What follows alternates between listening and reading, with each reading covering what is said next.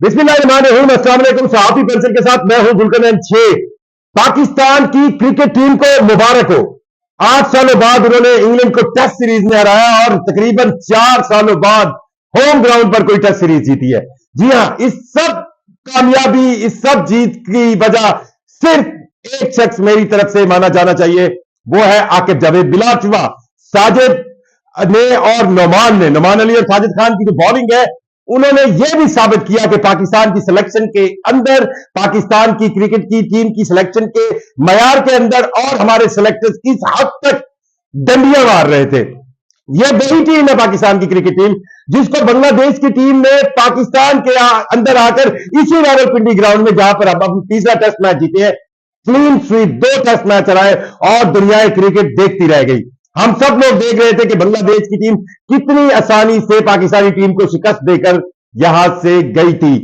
अब उसके बाद जब इंग्लिश टीम आई और इंग्लिश टीम ने पहला टेस्ट मैच खेला मुल्तान में, उस वक्त तक पाकिस्तान की क्रिकेट टीम की सिलेक्शन कमेटी पर और पाकिस्तान टीम के अंदर ग्रुपिंग की एक बहुत बड़ी, जो कहना बलाएं मौजूद थी ग्रुपिंग की, और बड़े बड़े स्टार, बड़े बड़े प्लेयर जिनके नाम जो है वो उठाने के लिए 6 बंदे चाहिए थे। शाहीन शाह अफरीदी, नसीम शाह और जनाब बाबर आजम, और ऐसा लग रहा था कि इनको टीम से हिलाएंगे तो और कबाड़ा निकल जाएगा। लेकिन आकिब जावेद की सिलेक्शन में, आकिब जावेद के फार्मूले में और आकिब जावेद की वो असल क्रिकेटिंग सेंस ने, जिसकी वजह से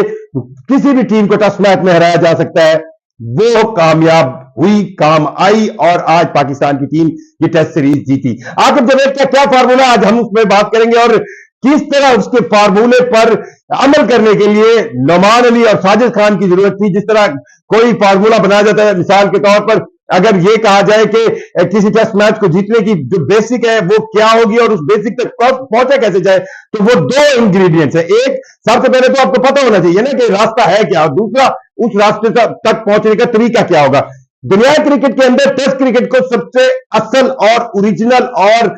जिसको कहते हैं रियल क्रिकेट माना जाता है, क्योंकि इसमें आपको उस वक्त तक जीत नहीं होती जब तक आप किसी भी टीम को 2 बार आउट करने की सलाहियत ना रखते हो। यानी कि आपको 20 विकेटें लेने की सलाहियत होनी चाहिए। आप में 20 विकेटें लेने की सलाहियत होगी तो आप टेस्ट मैच जीत सकते हैं, वरना नहीं जीत सकते। और ये बेसिक कॉन्सेप्ट हम टेस्ट क्रिकेट का क्यों भूल गए, क्योंकि जब हम T20 और वनडे बहुत ज्यादा खेल रहे हैं, स्पेशली T20 खेल रहे हैं, वनडे और T20 क्रिकेट के अंदर ग्लैमर पैदा करने के लिए लाए गए थे। क्रिकेट के अंदर सिर्फ और सिर्फ लोगों के इंटरेस्ट को बढ़ाने के लिए लाए गए थे और जल्दी रिजल्ट प्रोड्यूस करने के लिए लाए गए थे। सो T20 और वनडे क्रिकेट खेलते खेलते हम टेस्ट क्रिकेट की ओरिजिनलिटी को भूल गए कि टेस्ट क्रिकेट में जीतने के लिए आपको 20 विकेटें चाहिए, 20 विकेटें, और ये फार्मूला लिए बगैर आप टेस्ट मैच नहीं जीत सकते। अब टेस्ट मैच के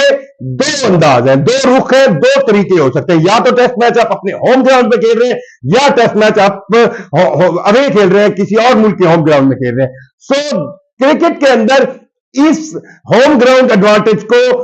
हक का एडवांटेज कहा गया है कि या कोई भी टीम जब होम ग्राउंड पर खेल रही है तो उसको यह हक हासिल है कि वो कंडीशन,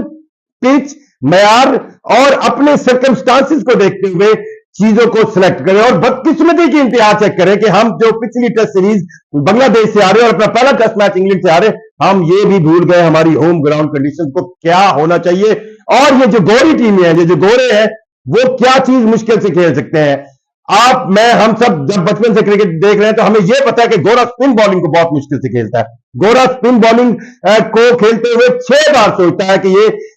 उसके लिए एक बड़ा इम्तिहान है, लेकिन हमने उस स्पिन बॉलिंग को भुला ही दिया और सिर्फ एक इब्रार को टीम में रखा हुआ था और स्टार फास्ट बॉलरों के साथ, जो कि टीम के अंदर अपने नाम को उठाए हुए थे, उसके साथ हम खेल रहे थे। टोनी हेमिंग जो नया क्यूरेटर आया वो भी बड़ा परेशान था। तो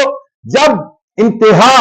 दर्जे की जिम्मत हमारे हिस्से में आई और हार आई, उसके बाद आकिब जावेद साहब सिलेक्शन कमेटी में आए और उन्होंने सिर्फ एक बेसिक फार्मूला दिया कि हमें पहले यह आइडेंटिफाई करना है कि क्या हम इंग्लिश टीम को 20 उनकी विकेटें यानी कि 2 बार आउट करने की सलाहियत कैसे रखते हैं। क्या फास्ट बॉलिंग हो सकती है? सब जो उनके साथ हमारे जखेज दिमाग क्रिकेट बैठते सब ने ना की, तो उन्होंने, क्योंकि अगर आपको 20 बार फास्ट बॉलिंग की सेंस में टीम को आउट करना तो फिर तो ऑस्ट्रेलिया की पिचें होनी चाहिए ना, और पाकिस्तान के अंदर आप जितना मर्जी फास्ट बॉलिंग ट्रैक बना लें, वो आपके बॉलर्स में इतनी जान पैदा नहीं कर सकते कि आप 20 विकेट ले। और यह भी याद रखिएगा कि इंग्लिश फास्ट बॉलिंग अटैक भी फिर जो है वो इन पिचों पर जो है वो आपको अपना कारनामा दिखाएगा, जो कि पहले टेस्ट मैच में दिखाया। पाकिस्तान की क्रिकेट टीम के अंदर 20 खिलाड़ियों को आउट करने की सलाहियत पैदा करना असल काम था, और यह सलाहियत पैदा करने के लिए अब यह देखा गया कि हम अगर 20 विकेट लेने ही है हमने, तो आकर जब एक फार्मूले के तहत वो 20 विकेट कहां से आ सकती है? फास्ट बॉलिंग तो दे नहीं रहा। अब स्पिनर अगर हम लाए तो स्पिनर कौन थे? अब यह भी एक अलमिया है कि नवाज अली 38 साल की उम्र के हो गए और 2016 से वो पाकिस्तान क्रिकेट के दरवाजे पर, इंटरनेशनल टीम के दरवाजे पर दस्तक दे रहे हैं अपनी परफॉर्मेंस से। और उनको 21 में एक बार मिला मौका, चांस, एक टेस्ट मैच का फिर बाहर बिठा दिया गया। और साजिद खान को तो 2017 से ऑनवर्ड, और उनको भी 2021 में एक मौका मिला और फिर बाहर बिठा दिया गया। ये पाकिस्तानी क्रिकेट का अलमिया है कि जब स्टार्स, बड़े नाम, बड़े कहते हैं ना धांसू किस्म के चौधरी बने हुए टीम में बैठे होते हैं, और वो ये समझते हैं और ये समझ अपनी सोच जो है वो सिलेक्टर्स और क्रिकेट बोर्ड के लोगों पर भी हावी कर देते हैं कि अगर उनको टीम से निकाला गया तो पाकिस्तान की क्रिकेट टीम कुछ भी नहीं कर सकेगी। ये कि ऐसा बिल्कुल नहीं होता। स्टार्स क्रिकेट टीम बनाती है, स्टार्स को जब वो बन जाते हैं और उनको ये लगता है कि उनके अलावा और कोई नहीं क्रिकेट खेल सकता और उनके अलावा कोई अच्छा परफॉर्म नहीं कर सकता, ये वो दिन होता है जब स्टार्स जो है वो अपने आप को खुदा समझते हैं, और यहीं से उनकी नीचे आने की या गिरने की या बदतरीन परफॉर्मेंस की बात शुरू होती है। तो बात हम कर रहे हैं आकिब जावेद के फार्मूले की। आकिब जावेद ने जब फार्मूला दिया कि हमें 2 बार आउट करना है, 20 विकेट लेंगे, तो हम कैसे लेंगे? फिर उस वक्त 2 स्पिनर्स, नमान अली और साजिद खान, ये 2 वो स्पिनर्स हैं जो खुद इकट्ठे टीमों में खेले हुए हैं। इन दोनों का कॉम्बिनेशन, इन दोनों की आपसी जो है एक दूसरे को समझना, और इन 2 स्पिनर्स ने मुल्तान टेस्ट के अंदर साबित किया जिस तरह इन्होंने 20 के 20 खिलाड़ियों को आउट किया और एक रिकॉर्ड कायम किया। दुनिया क्रिकेट की 7वीं बार 150 साल तारीख में ऐसा हुआ कि 2 स्पिनर्स ने, सिर्फ 2 बॉलर्स ने पूरी विकेटें हासिल की। अब इसी फार्मूले को इंप्लीमेंट जब करना था तो चीफ क्यूरेटर को आकिब जावेद खुद भी गए मुल्तान, और अब रावलपिंडी की भी पिच पर वो पहुंचे और उन्होंने उन्हें यही कहा कि हमें सिर्फ विकेट चाहिए जो स्पिनर्स के लिए मौजूद है। और अब ये विकेट सिर्फ पाकिस्तानी स्पिनर्स के लिए नहीं, इंग्लिश स्पिनर्स ने भी अच्छा परफॉर्म किया, लेकिन पाकिस्तानी स्पिनर्स ने आउट क्लास किया। अब जब आपने मुल्तान टेस्ट जीत लिया और कॉन्फिडेंस बहाल हुआ और पिंडी में आए, तो पिंडी कई विकेट जो है वो कदरे जो है वो फास्ट बॉलर्स के लिए जो है वो ज्यादा मौजूद समझी जाती है। आपने देखा होगा कि बड़े बड़े पंखे मुल्तान में भी लगाए गए, ये यहां पे भी लगाए गए, और उसकी वजह क्या थी कि जब स्पिन बॉलिंग अटैक के लिए या स्पिन बॉलिंग ट्रैक बनाना होता है तो उसके लिए पिच को बार बार पानी लगाकर सुखाया जाता है। मुल्तान की गर्मी या मुल्तान का वेदर ऐसा था कि वहां पर सिर्फ पंखों से गुजारा चला, लेकिन रावलपिंडी के अंदर आपको पंखों के साथ साथ हीटर्स भी लगाने पड़े, और आपने पिच को सुखाया, पानी लगाया, सुखाया, पानी लगाया और ब्रश दिया। आप देख रहे होंगे कि चौथे दिन के विकेट मैच में पिच के ऊपर बकायदा धूल उड़ रही थी, मट्टी उड़ रही थी, और ये वो निशानी है जो स्पिन बॉलर्स को बहुत ज्यादा हेल्पफुल होती है। अच्छा, ये पाकिस्तान में सिर्फ नहीं किया गया, इंडिया भी न्यूजीलैंड के खिलाफ अपने दूसरे टेस्ट मैच में पहले में हारने के बाद उन्होंने अब ऐसी विकेट बनाई है कि वो पहले दिन खेल से पहले वहां पर धूल उड़ रही थी। तो ये जो होम विकेट्स का एडवांटेज है, वो होम कंडीशंस का एडवांटेज है, वो सब लेते हैं। तो आकर जब फार्मूले के तहत आपने रावलपिंडी की विकेट को, जो फर्क था, जो आज साजिद खान ने स्पेशली जब उनको मैन ऑफ द मैच का अवार्ड दिया गया तो उनसे गुफ्तगू की जा रही थी, तो उन्होंने पिंडी और मुल्तान की विकेट में यह फर्क कहा कि मुल्तान की विकेट पे आपको स्पिन करना, आपको विकेट मिल रही थी, लेकिन पिंडी की विकेट पे आपको स्पिन के साथ दिमाग भी इस्तेमाल करना है, क्योंकि अगर सामने कोई बैट्समैन ऐसा था जो बिल्कुल सुकून से, बिल्कुल पुरसुकून अंदाज से, जैसे हमारे पास सऊद शकील ने 134 रन बनाया, जिसकी मिसाल नहीं मिलती, इस पर भी बात करेंगे कि वो 134 रन पाकिस्तानी जीत के अंदर कितने अहम है, और उनके साथ जो फिर 2 स्पिनर्स ने साथ दिया वो कितने अहम है। बहरहाल ये ट्रैक बना, और स्पिन बॉलिंग के उस ट्रैक को सेंस करते हुए पिंडी में आपने फिर अपने बैलेट यही कि आपने 2 बार इंग्लिश टीम को आउट किया, और अब रिजल्ट आपके सामने है। बहरहाल पाकिस्तान की टीम को जीत हुई है, पूरी पाकिस्तानी टीम को ये जीत मुबारक हो, पाकिस्तानी कौम को मुबारक। और वर्ल्ड टेस्ट चैंपियनशिप में हमारी रिवाइवल हो गई है, हमारी इज्जत की जो है वो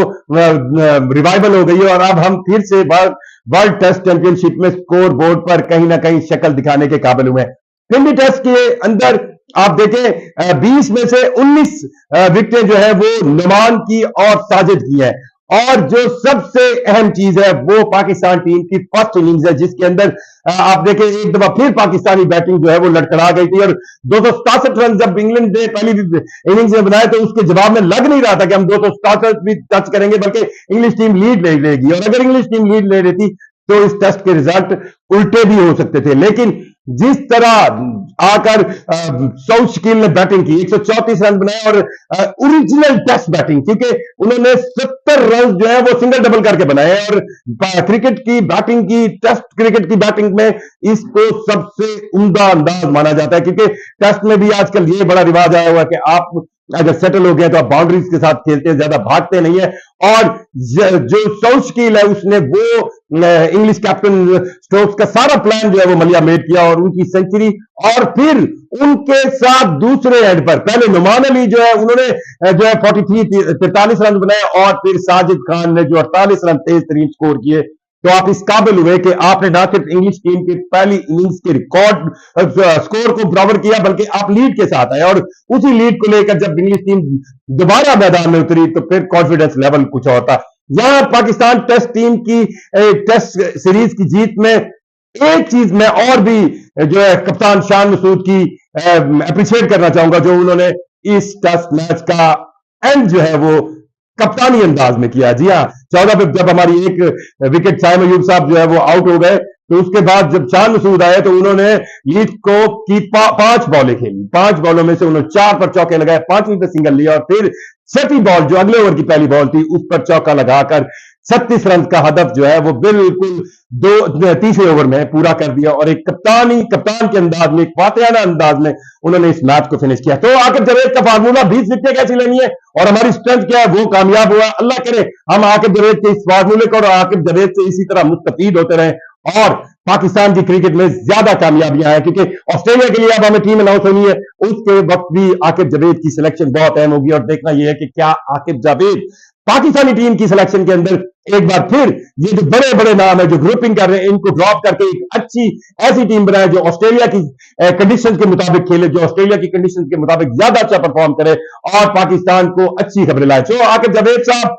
साजिद और नुमान अली, साजिद खान, आकिब जावेद, इन तीनों को मेरा तो सलाम है, और आकिब जावेद साहब का फार्मूला इसको भी सलाम है। और आकिब जावेद साहब से मुझे उम्मीद है कि ऑस्ट्रेलिया के लिए पाकिस्तान की अच्छी टीम सेलेक्ट करेंगे। मुझे जुल्करनैन शेख को इस जीत की खुशी के साथ इजाजत दीजिए। अल्लाह हाफिज।